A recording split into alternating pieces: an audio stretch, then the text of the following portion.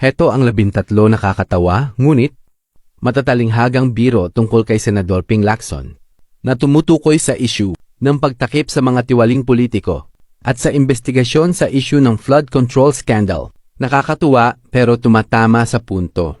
Una, tanong, bakit parang ang bilis mawala ang mga ebidensya kapag nasa kamay na ang investigasyon?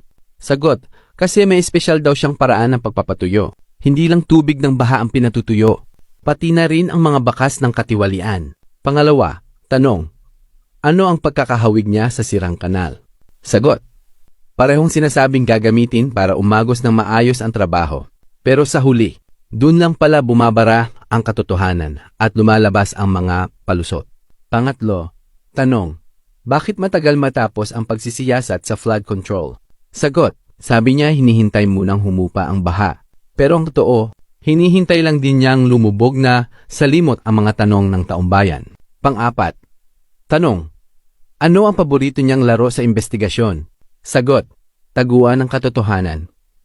Ang mga tiwaling opisyal ang tinatago, habang ang pondo ng bayan ang laging nawawala.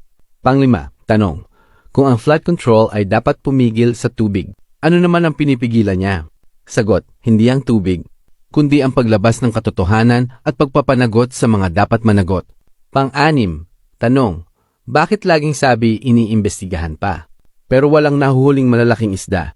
Sagot, kasi ang mga malalaking isda o buwaya, ang kanyang mga kasama, ang maliliit lang na isda ang laging nahuhuli sa lambat.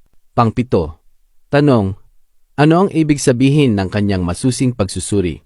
Sagot, sinusuri kung paano gagawing maayos ang ulat, hindi kung paano mababalik ang perang ninakaw sa mga proyekto. 8. Tanong, bakit parang mabigat ilabas ang resulta ng pagsisiyasat? Sagot, kasi ang mga papel na hawak niya ay hindi lang gawa sa papel. May halong bigat ng utang na loob at pabor sa mga kasama. Pang-siyam, tanong, ano ang pagkakaiba ng tunay na flood control at ng kanyang investigasyon? Sagot, ang una ay dapat pumigil sa pagbaha. Ang pangalawa ay pumipigil sa pag-alam ng taumbayan kung saan napunta ang bilyon-bilyong piso. Pang-10, tanong, bakit? Magaling siyang magsalita tungkol sa katiwalian, pero walang nasasampahan ng kaso?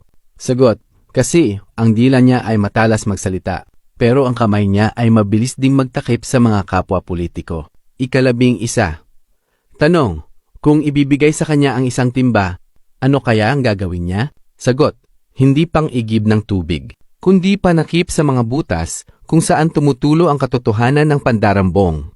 Pang-12, tanong, bakit sabi niya ay malalim ang investigasyon, pero wala namang lalim ang nalalaman ng tao?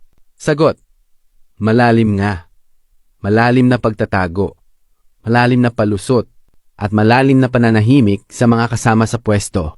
13, tanong, ano ang kanyang sikreto para hindi matapos-tapos? Ang usaping ito, sagot, ginagawa niyang parang baha ang proseso, dahan-dahan, dahan-dahan, hanggang sa masanay na ang tao at hindi na magtanong pa. Kung nagustuhan niyo ang jokes para kay Pinky Lacson, i-like at follow niyo ko, hehe.